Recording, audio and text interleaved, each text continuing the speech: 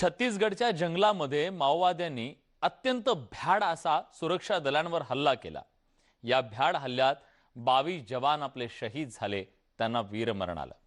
पण हा हल्ला करताना माओवाद्यांनी एका गावाचा आसरा घेतला, त्या गावातल्या लोकांचा आसरा घेतला, त्यांच्या आडून त्यांनी हा भ्याड हल्ला केला। पण आता सुरक्षा दलांनी त्यांच्या विरोधात कंबर कसली आहे, म्हणूनच त्यांना पळता भुई थोडी झाली आहे। हे षडयंत्र कसं आखलं गेलं आणि त्याची अंमलबजावणी कशी केली गेली, पाहूया या संदर्भातला खास रिपोर्ट।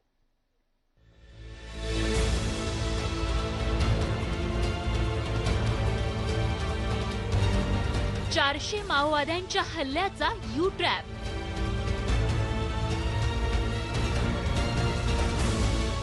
माओवाद्यांच्या यू ट्रॅपचं सत्य।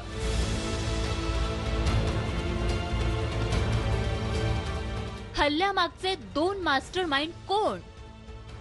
देश को विश्वास दिलाना चाहता हूं कि लड़ाई रुकेगी नहीं और गति के साथ आगे बढ़ेगी और इसको हम अंजाम तक ले जाएंगे। ये लड़ाई में अंत में नक्सलवादियों के खिलाफ हमारी विजय निश्चित है।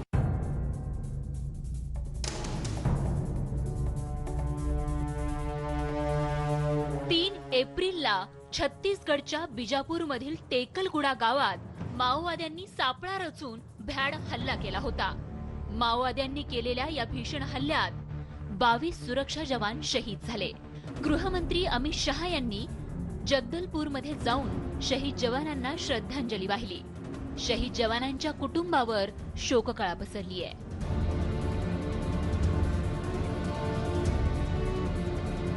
आता या प्रकरणात एक धक्कादायक माहिती समोर आली आहे। माओवाद्यांनी सापळा रचून सुरक्षा दलाच्या जवानांवर हल्ला केल्याचं उघड झालंय। माओवाद्यांनी टेकलगुडा गावात यू ट्रॅप लावला होता। तिन्ही बाजूंनी माओवाद्यांनी घेराबंदी केली होती। तसंच या हल्ल्यामागच्या 2 मास्टरमाइंडची नावं तपास यंत्रणांच्या हाती लागली आहेत। छत्तीसगडमधील कुख्यात माओवादी हिडमा आणि आंध्र प्रदेशातील बासव राजू या 2 माओवाद्यांनी हल्ल्याचं षडयंत्र आखल्याचं समोर आलंय। या हल्ल्याच्या पार्श्वभूमीवर माओवाद्यांना सडेतोड प्रत्युत्तर देण्याची तयारी सरकारनं केली आहे। त्यामुळेच माओवाद्यांच्या बालेकिल्ल्यात अद्यापही सुरक्षा दलाकडून शोध मोहीम सुरू ठेवण्यात आली आहे। माओवाद्यांनी छत्तीसगडच्या बिजापूरमधील टेकलगुडा गावात हल्ल्याचं षडयंत्र रचलं। हा भाग माओवाद्यांचा बालेकिल्ला मानला जातो। सीआरपीएफच्या सूत्रांनी दिलेल्या माहितीनुसार माओवाद्यांनी अत्यंत नियोजनबद्ध पद्धतीनं हा हल्ला केला होता। जोपर्यंत सीआरपीएफ, कोब्रा, एसटीएफ आणि डीआरजीचे 2000हून अधिक जवान एका विशिष्ट जागी पोहोचत नाहीत, तोपर्यंत माओवादी दबा धरून बसले होते।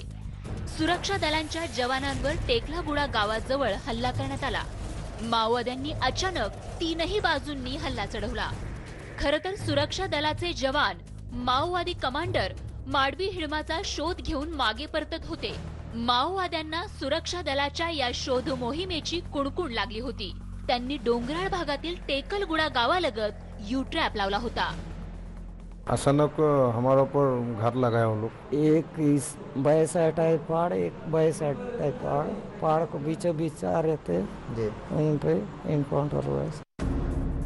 यू ट्रॅप नुसार माओवादी डोंगराच्या बाजूला गोळीबार करण्याच्या तयारीत बसले होते, तर डोंगराच्या दुसऱ्या बाजूला गाव आहे। या गावातही माओवादी गोळीबार करण्यासाठी दबा धरून बसले होते। डोंगर आणि गावादरम्यानचा रस्ता खोलगट भागातून जाणारा होता। सुरक्षा जवान त्या रस्त्यावरून जात असतानाच माओवाद्यांनी गोळीबार करण्यास सुरुवात केली। सुरक्षा दलाचे जवान खोलगट भागात होते, तर डोंगर आणि गावाच्या बाजूने माओवाद्यांनी अंधाधुंद गोळीबार केला। त्याच वेळी रस्त्याच्या समोरच्या भागात दडून बसलेल्या माओवाद्यांनीही हल्ला चढवला।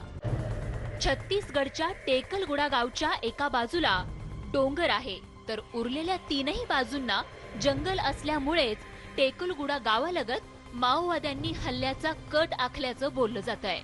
विशेष म्हणजे या परिसरात माओवाद्यांच्या बटालियन 1चा नेहमी वावर असतो।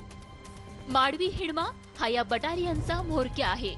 हिडमाचा शोध घेण्यासाठी सुरक्षा दलाचे जवान या परिसरात आले होते, पण सुरक्षा जवान तिथे दाखल होण्यापूर्वीच हिडमानं तिथून पळ काढला होता.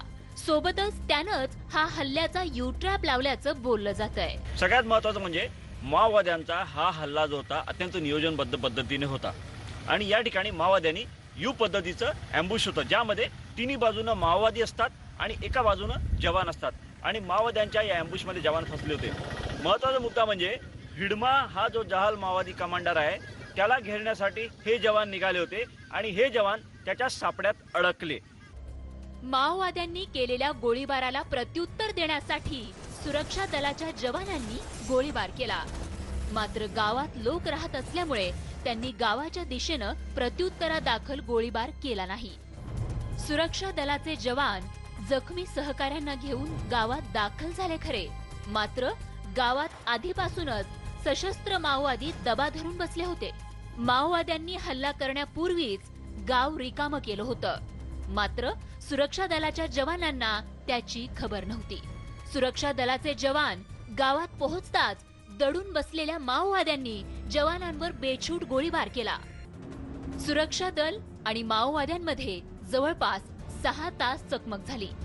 माओवाद्यांनी 1 किलोमीटरच्या परिघात यू आकाराचा घेरा करून सुरक्षा दलाच्या जवानांवर गोळीबार केला. जेव्हा सुरक्षा दलाचे जवान डोंगरापासून दूर अंतरावर असलेल्या गावात पोहोचले तेव्हा त्यांच्या पाठीमागून माओवाद्यांनी गोळीबार सुरू केला. माओवाद्यांनी गावात लपून गोळीबार केला. तसंच डोंगरावर दबा धरून बसलेल्या माओवाद्यांनी देखील दुसऱ्या बाजूनं गोळीबार सुरू ठेवला होता आणि म्हणूनच सुरक्षा दलाच्या जवानांनी गावाच्या मागच्या बाजूला जाण्याचा प्रयत्न केला. त्यावेळी गावाच्या मागच्या बाजूला लपून बसलेल्या माओवाद्यांनी जवानांवर हल्ला केला. अशा प्रकारे सुरक्षा दलाचे जवान तीनही बाजूनं घेरले गेले होते. माओवाद्यांचा मुकाबला करताना सुरक्षा दलाच्या जवानांनी झाडांचा आसरा घेतला होता. बिजापूरच्या टेकलगुडा गावात माओवाद्यांनी जवानांवर हल्ला केला. तसंच जवानांकडील शस्त्रही लुटण्याची योजना आखली होती. माओवाद्यांनी लाईट मशीन गन मधून जवानांवर हल्ला केला होता. तसंच माओवाद्यांकडून हल्ल्यासाठी रॉकेट लॉन्चरचा वापरही करण्यात आला होता. सुरक्षा दलाच्या जवानांकडून 7 AK-47 रायफल, 2 रायफल तसंच 1 LMG रायफल घेऊन माओवादी तिथून पसार झाले. सुरक्षा दलांना मिळालेल्या गुप्त माहितीनुसार ज्या हिडमाच्या शोधासाठी सुरक्षा दलाचे जवान जंगलात गेले होते त्यांची माहिती माओवाद्यांना आधीच मिळाली होती. सुरक्षा दलाच्या प्रत्येक टीमच्या हालचालीवर माओवाद्यांची बारीक नजर होती. सुरक्षा दलाच्या जवानांची संख्या लक्षात घेऊनच जवळपास 400 माओवाद्यांनी या हल्ल्यासाठी हा यू-ट्रॅप रचला होता. हा घातक सापळा रचणाऱ्या हिडमाचे दिवस आता भरले आहेत, कारण त्याच्या शोधासाठी सुरक्षा दलानं कंबर कसली आहे. Bureau report, news 18 Lokmat. यासोबत न्यूज 18 लोकमत स्पेशल मध्ये आपण एक छोटासा ब्रेक घेतोय.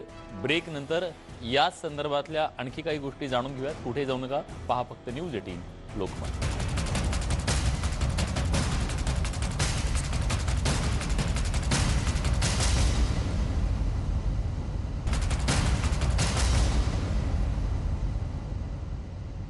ब्रेक नंतर तुमचं पुन्हा एकदा स्वागत. तुम्ही पाहताय न्यूज 18 लोकमत स्पेशल.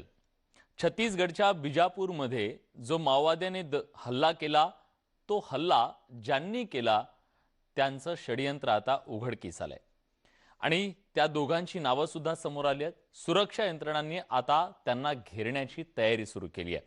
त्यामुळे ज्यांनी 22 जवानांची हत्या केली किंवा त्यांना त्या हल्ल्यामध्ये वीरमरण आलं, आता त्या माओवाद्यांची खैर नाहीये, कारण ज्यांनी प्रहार केला त्यांच्यावर आता प्रतिप्रहार होणार हे नक्की आहे. छत्तीसगडच्या बिजापूरमध्ये माओवाद्यांच्या हल्ल्यानंतर एका CRPFचा जवान बेपत्ता असल्याची माहिती समोर आली होती. तो जवान माओवाद्यांच्या ताब्यात असल्याची माहिती माओवाद्यांनी सुकमातील प्रसार माध्यमांना दिली होती. मैं आप लोगों को आज इतना ही कह सकता हूं कि आपके कुछ साथी आपने जरूर गंवाए हैं,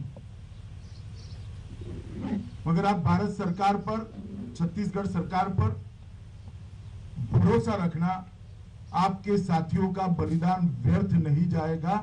जिस उद्देश्य के लिए इन्होंने बलिदान दिया है वो उद्देश्य निश्चित रूप से पूरा होगा और विजय हमारी। सीआरपीएफचा जवान राकेश्वर हा जम्मू काश्मीरचा रहिवासी। या घटनेमुळे त्याच्या कुटुंबाला मोठा धक्का बसलाय। राकेश सिंगला माओवाद्यांच्या तावडीतून सुखरूप परत आणण्याचं आश्वासन सीआरपीएफच्या अधिकाऱ्यांनी दिलंय।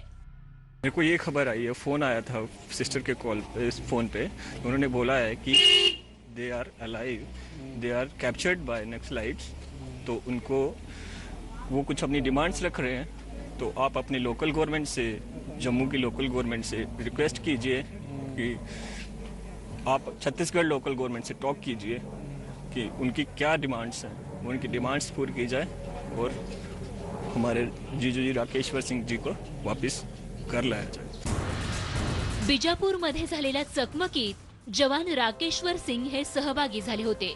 कुख्यात माओवादी माडवी हिडमाला जेरबंद करण्यासाठी सीआरपीएफचे हे जाबाज जवान बिजापूरच्या जंगलात गेले होते, पण माओवाद्यांनी सापळा रचून सुरक्षा दलाच्या जवानांवर हल्ला चढवला। बिजापूरमध्ये झालेल्या भ्याड हल्ल्याचा सूत्रधार हिडमा असल्याचं बोललं जात आहे। हिडमानं आजवर जवळपास 26 मोठे हल्ले घडवून आणलेत। 2013 मध्ये छत्तीसगडच्या झिरम घाटीतील हल्ल्यामागेही हिडमाचाच हात होता।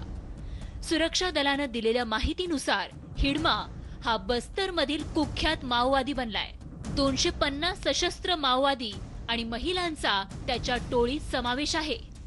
हिडमाच्या सुरक्षेसाठी माओवाद्यांनी सुरक्षेचे 5 ते 7 लेअर तयार केले।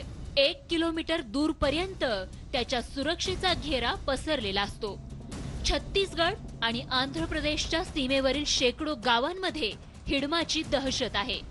बिजापूरच्या चकमकीनंतर बेपत्ता जवान राकेश्वर सिंग गावकऱ्यांना भेटले होते। बिजापूर हल्ल्यामागे आणखीन एक मास्टर माइंड असल्याचं बोललं जात आहे। सुरक्षा दलांच्या सूत्रांनी दिलेल्या माहितीनुसार सीपीआय माओवादी नेता केशवराव उर्फ बासवराजूचा या हल्ल्यामागे हात आहे। बासवराजू हा आंध्र प्रदेशच्या श्रीकाकुलम जिल्ह्याचा रहिवासी आहे। 66 वर्षांचा बासवराजू हा कुख्यात माओवादी म्हणून ओळखला जातो। प्रतिबंधित सीपीआय माओवादीचा तो महासचिव आहे। त्याच्या जवळ रेडिओ, लॅपटॉप आणि मोबाईल फोनही असतो। सुरक्षा दलावर हल्ल्यांची योजना आखण्यात तो तरबेज आहे। बासवराजू हा माओवादी विचारांचा प्रचारक आहे। बिजापूरमधील माओवादी हल्ल्यामागे हिडमा आणि बासवराजू सूत्रधार असल्याची तपास यंत्रणांची खात्री पटली आहे। भलेही हे दोघे स्वतःला चलाख समजत असले तरी आता त्यांची काही खैर नाही, कारण सुरक्षा दलानं या कुख्यात माओवाद्यांना शोधून काढण्यासाठी स्पेशल ऑपरेशन सुरू केलंय। केंद्रीय गृहमंत्र्यांनी माओवाद्यांच्या अंतापर्यंत ही लढाई सुरूच राहणार असल्याचं सांगितलंय। त्यामुळे भविष्यात माओवाद्यांविरोधातील मोहिमेला आणखी गती मिळणार आहे। सुरक्षा दलाच्या जवानांचे प्राण घेणाऱ्या हिडमा आणि बासवराजूचा वेध घेतल्याशिवाय सुरक्षा दल आता शांत बसणार नाही। Bureau report, news 18 Lokmat. Chhattisgarh मधल्या या सगळ्या परिसरात ही घटना घडली, हा हल्ला झाला, 22 जवान शहीद झाले। पण आता यानंतर दंडकारण्यामध्ये दहशत माजवणाऱ्या या सर्व माओवाद्यांच्या मनात सुद्धा धडकी भरेल अशी कारवाई करण्यासाठी आपल्या सुरक्षा यंत्रणा सज्ज झाल्यात। या सगळ्याबद्दल पोलीस महानिरीक्षक संदीप पाटील यांनी नेमकं काय म्हटलंय जाणून घेऊयात। आपण ही सदन गडचिरोली आहे, जो छत्तीसगडला लागून असलेला भाग आहे, जो अतिसंवेदनशील भाग आहे, त्या ठिकाणी अशा नक्षल्यांचं एकत्रीकरण होणार नाही या अनुषंगाने आपल्या गोपनीय सोर्सेस आणि आपल्या ज्या पोस्ट आहेत, आपल्या एक 6 ते 7 पोस्ट छत्तीसगड सीमेवर आहेत, त्यांनाही आपण अलर्ट केलेला आहे आणि कोणताही त्यांनी हल्ला केला तर आपलं गडचिरोली पोलीस दल त्या हल्ल्याला तोंड द्यायला समर्थ आहे। 22 जवानांचा जीव घेणाऱ्या या माओवाद्यांवर आता अखेरचा प्रहार होणं तितकंच गरजेचं आहे। न्यूज 18 लोकमत स्पेशल मध्ये आपण इथेच थांबतोय। ताज्या घडामोडींसाठी बघत राहा न्यूज 18 लोकमत।